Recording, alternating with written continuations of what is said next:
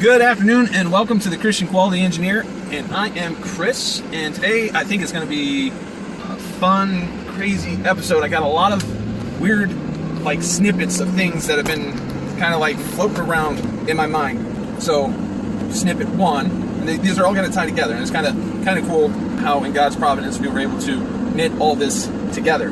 So anyways, I saw a quote today on Twitter from the G.K. Chesterton quote bot. At least I think it's a quote bot. It might be a person that's quoting G.K.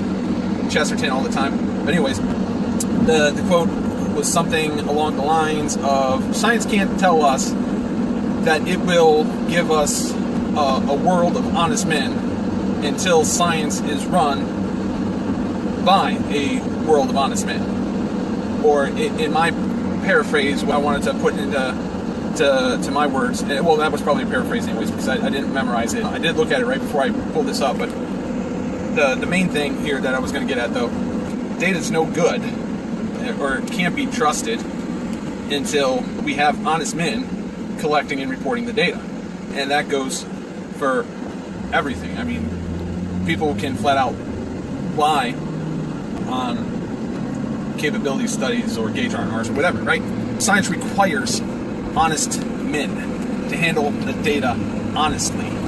That was number one. Number two was, I was listening to the Ultimately with R.C. Sproul podcast. R.C. was talking about science, and that just because it can describe, that's what he used, it can describe how something happens, doesn't mean that it has an explanation for why or how it happens.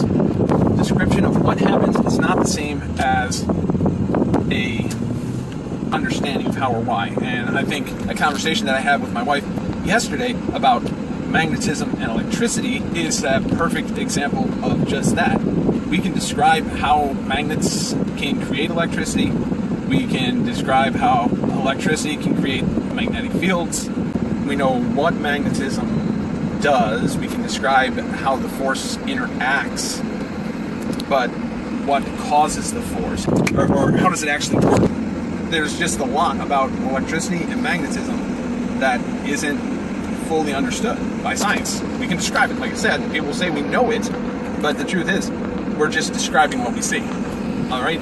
That was the three things. The GK quote, the RC quote, the conversation with my wife, and then a thought that I had when I was in church on Sunday listening to my pastor, that science is a god, and Christians are afraid of the god of science. Society worships at the feet of science, or what they claim to be science. It's something that they've made up. It's their own idol. I mean, they use it to explain the origins of the universe. They use it to explain why things happen. They use it to describe everything and draw philosophies from it.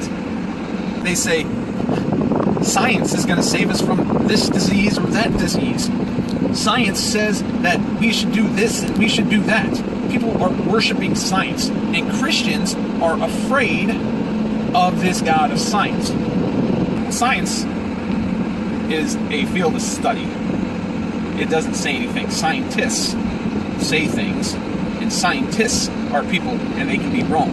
And a lot of times they are wrong because they're bringing in presuppositions that are false.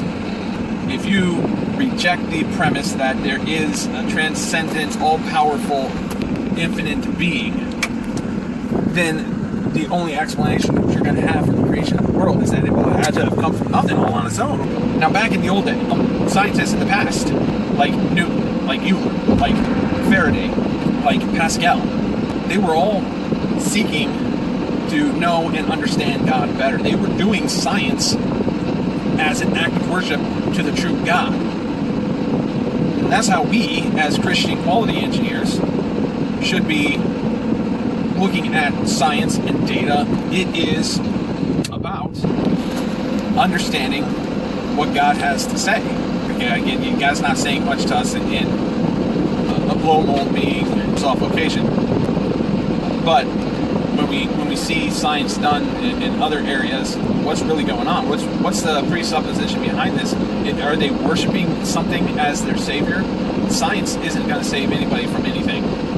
God is still sovereign over all things. And Christians need to stop being afraid of science. We don't need to worship science. Until we have honest men,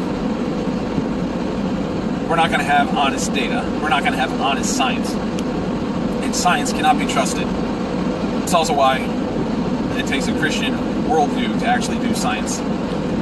So I'm going to wrap it up. I hope those points made sense. I hope this podcast hits off well. I like this one. But if you liked it, like, share, and subscribe. Share it with your friends, and commit your work onto the Lord. Thanks.